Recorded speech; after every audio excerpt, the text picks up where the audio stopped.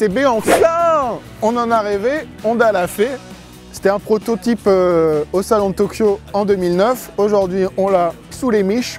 Honda succombe à la mode rétro, forcément. Et on a là donc une évolution de la CB 750-269, de la CB 900 bol d'or et de toutes celles qui ont suivi ensuite dans la famille. Le moteur, le cœur de la CB 1100, Honda a beaucoup travaillé, notamment sur le look, donc les ailettes de refroidissement, pour le côté rétro. Les disques, il y en a deux, 296 mm de diamètre, aspect rétro de la moto, mais sécurité oblige, ABS, CBS, donc freinage couplé avant-arrière. L'échappement, il n'y en a qu'un, c'est dommage, on aurait bien aimé qu'il y en ait deux, voire même quatre, comme sur la CB 750 d'origine.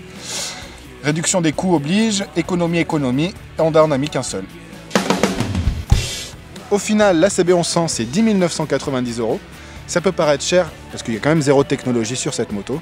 Sauf que c'est le jeu de l'offre et de la demande, et que la mode, c'est au rétro en ce moment.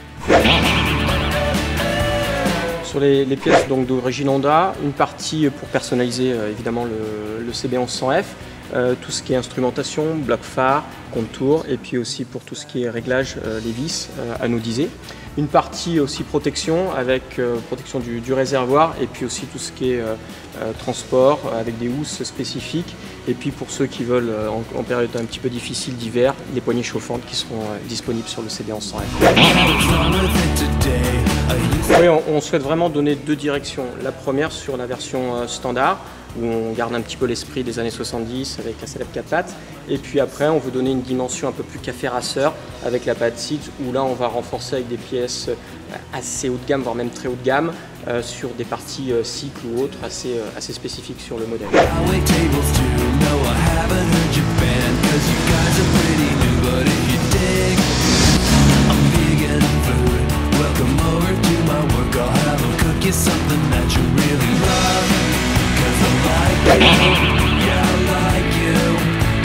Bonjour! C'est quoi cette moto? Bon, je parle un peu fort, à cause des oreilles.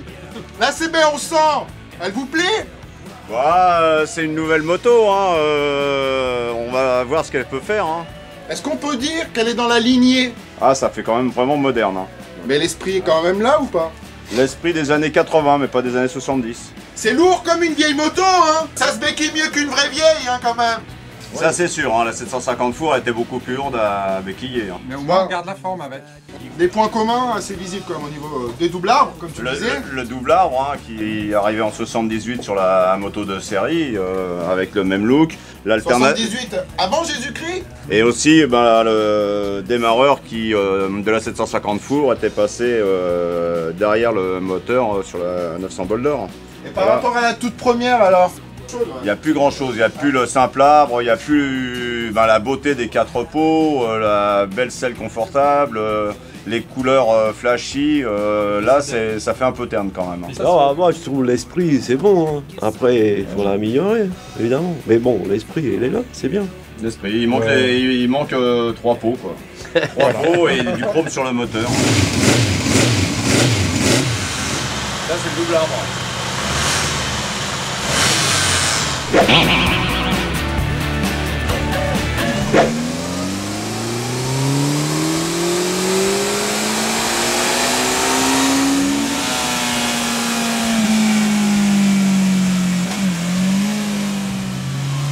Alors docteur, ça donne? C'est très linéaire. Hein. Ouais. C'est très linéaire. Alors ce qui est très marrant, c'est que on a une montée franche de la puissance d'une manière très constante jusqu'à pratiquement 7500 tours, 7003 je dirais. Et ensuite on a une tenue de la puissance par contre jusqu'au rupteur, c'est-à-dire que le moteur s'effondre pas. Moteur un peu à l'ancienne, mais... Alors moteur à l'ancienne dans son esthétique et dans son architecture, en réalité il est très moderne. La courbe le prouve, aucun moteur à l'ancienne n'aurait on va dire une courbe aussi propre. Ouais.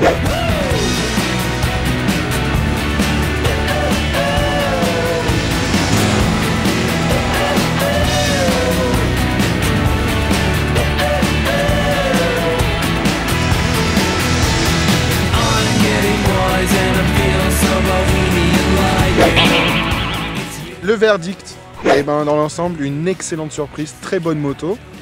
La prise en main, évidente. Le moteur, très agréable à bas régime, très souple.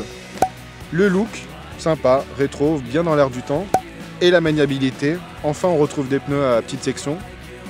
Très facile de manipuler la moto. Les négatifs, l'autonomie, pas terrible. Le confort de selle, il pourrait être un peu plus agréable. Et enfin, le prix, qui est quand même assez salé.